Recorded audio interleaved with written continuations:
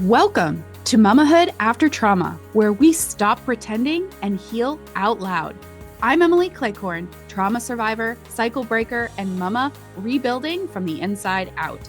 If you're ready to break cycles, trust yourself again, and rise without shame, you're in the right place. Let's go.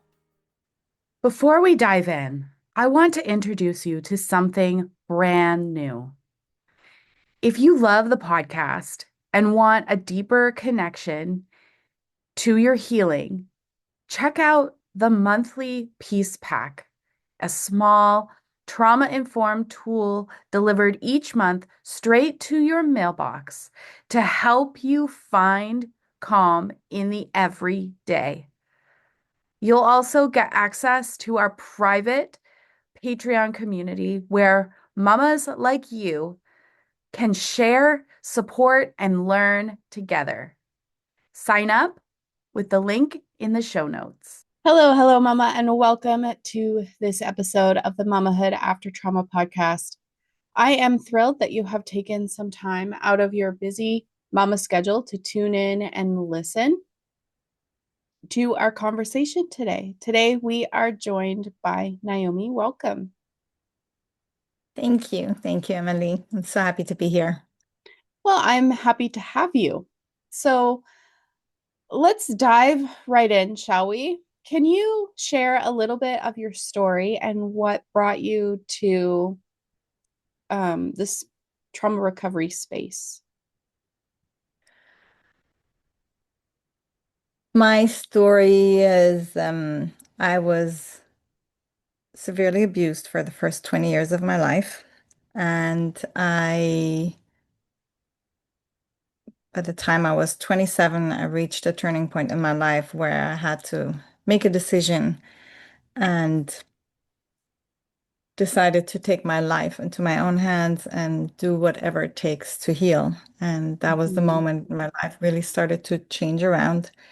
And I started studying and learning and became a psychosomatic practitioner. This is what I've Mhm. been doing for 23 years now. And really with a deep understanding that how deeply we are affected by our childhood trauma and Mm, how it affects everything we do, how it affects our thoughts, our belief systems, the way we speak to our children, the way we look at life. It's really literally the lens through which we perceive everything that happens to us and within mhm. our lives. Yeah, it becomes that lens that we see everything through. Yep. So, can you share a little bit of what your journey was like, um, rising up out of the abuse and what it looked like taking your life into your own hands and finding healing?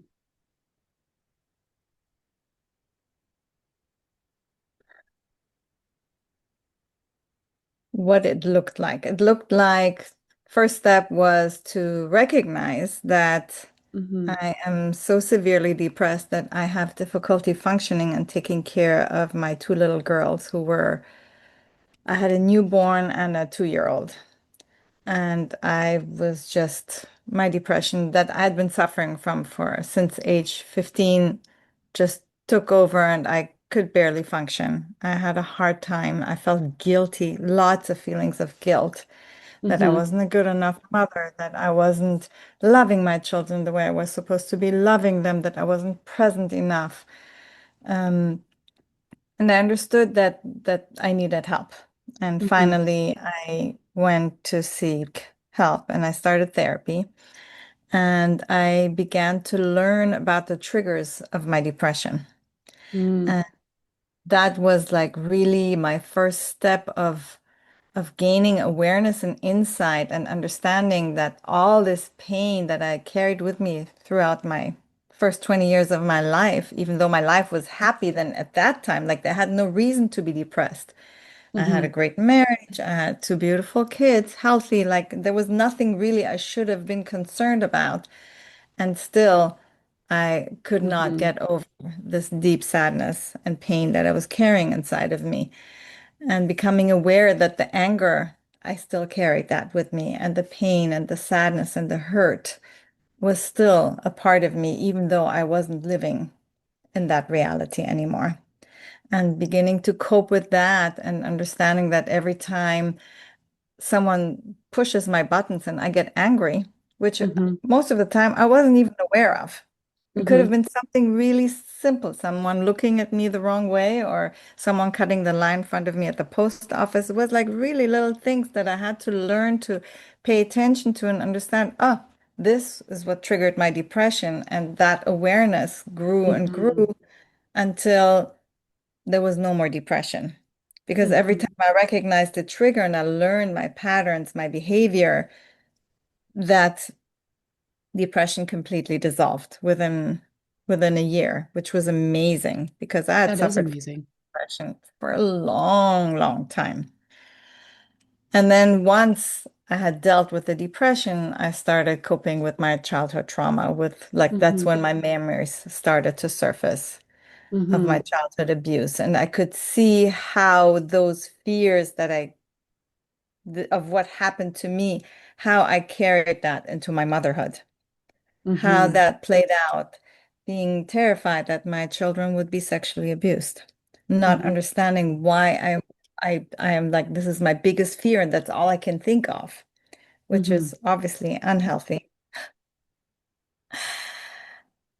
And yeah, that was, and then I just continued that a lot of inner child work, a lot of Mm-hmm. healing on many levels. And the more I healed myself, the more present I became as a mother and in Mm-hmm. everything else in my life.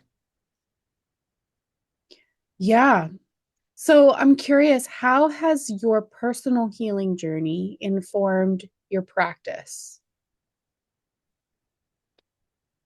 Has it? It has obviously very much. First of all, the understanding, the deep Mhm. insights. I'm always studying. Like Yeah. this has been like I started in 2000, now it's 2025. I still take courses, classes, because I'm always interested in learning more. And the truth is, with all these years of studying, the most I have learned is through my own healing journey, through being Yeah. in therapy and Hmm. experiencing it. It's not just a theory, it's really living it and understanding it on a much, much deeper level than I could have ever understood if I would have just sat in the classroom. Yeah. So doing Yeah. the work itself, I see Yeah. that That very much that resonate. lived experience trumps uh book smarts all the Yes, time. all the time, all the All the time. time. Yeah, very much. And I think the way we live, okay, Mhm. reflects itself in everything that we do. It's not just talking about it, but actually living your truth. Yeah. Applying it. Applying it, yes. Like applying it in everything, the way I speak, the way I communicate. Um, Even with my children, I see like oftentimes I felt like it was really hard to explain certain concepts and that Hmm. I understood to be true. And because they weren't willing or ready to listen. Hmm. And I would see that they would really act out those behaviors that because this is who I am. So they take these traits and we learn through people's behaviors, through their presence, through the energy that people radiate. So I bring that into my practice, into my family, into everything. So what is one thing that you want to leave the listener who is just starting her healing journey? Maybe it's her first time tuning into the podcast and she's she's feeling the fear. She's feeling the shame and the guilt. What's one thing that you would like to say to her? The first thing I want to say is that it's possible to heal. Mm-hmm. The very first thing. And I want to say it's not your fault. It's what you were programmed to believe about yourself. When we feel deep shame and deep fears and insecurities, it's never about what is really happening today. Today Mm-hmm. is a reflection of the trauma of our childhood, of the way we were made feel, the belief systems that came out in order to cope with the things that happened, with the trauma that was happening in our lives. Mm-hmm. So when we take a moment and understand that there is a way out, there Mm-hmm. is a way to heal, there are therapies that can help you cope with that inner child, give you tools, heal on an emotional, cellular level. Mm-hmm. And you don't have to carry that with you into everything that you do. And the more you heal yourself, the better mother you become, the more Yeah. present you become with your children. We stop projecting our own fears onto them, our own worries. So much conflict happens because we basically project our own stuff onto Mm-hmm. others, our children, and that's where a lot of conflict happens with our kids because it doesn't resonate with them, or they take it as guilt or as Mm-hmm. like they're not okay. But who Mm-hmm. really doesn't feel okay is ourselves. Yeah. Yeah. Healing is possible. Sometimes when you've been living in survival mode, it's hard to see that healing is possible.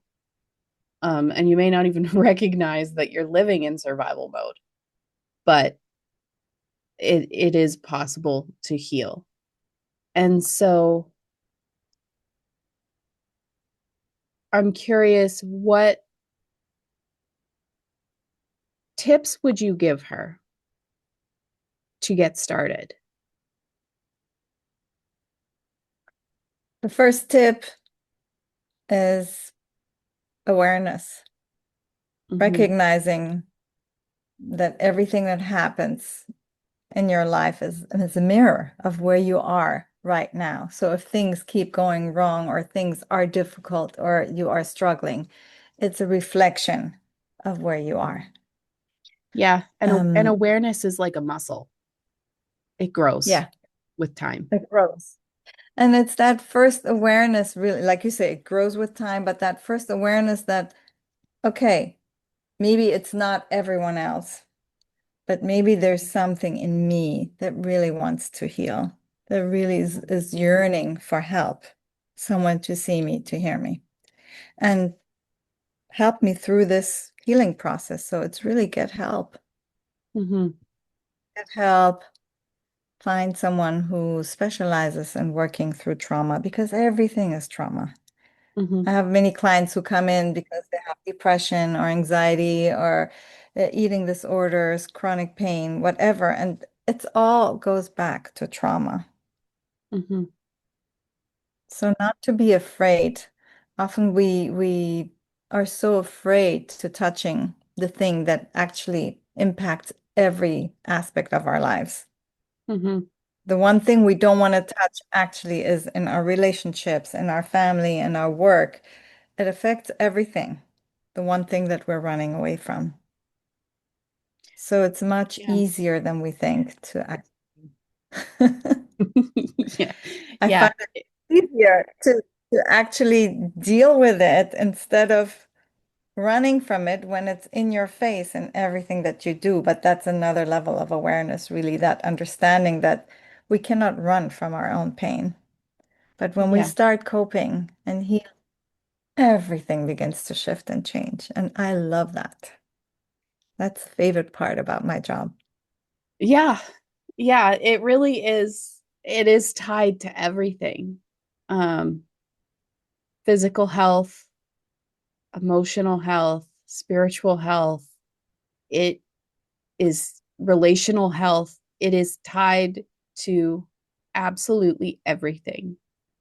Yeah. And when you realize that, when that level of awareness kicks in and you have that aha moment, like, oh,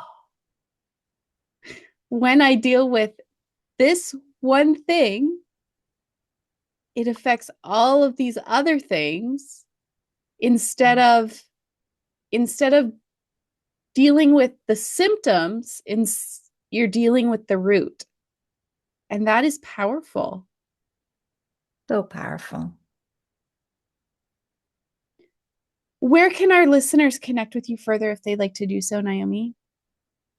They connect with the best way to connect with me is through my website. It's naomimorad.com.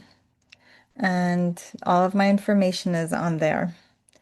And I always offer a free consultation for anyone who reaches out. And yeah. Awesome. Well, thank you so much for being on the podcast today. It was an absolute pleasure and honor to hear your story. And I look forward to talking more later. Okay. Thank you, Emily. This was awesome. Thanks for listening to Mamahood After Trauma. Take one insight from today, breathe, reflect, and keep healing out loud. Subscribe to the podcast for more stories, tools, and support. And remember, Mama, you're breaking cycles and rising with honesty. Until next time, mend the past so you can mama in peace.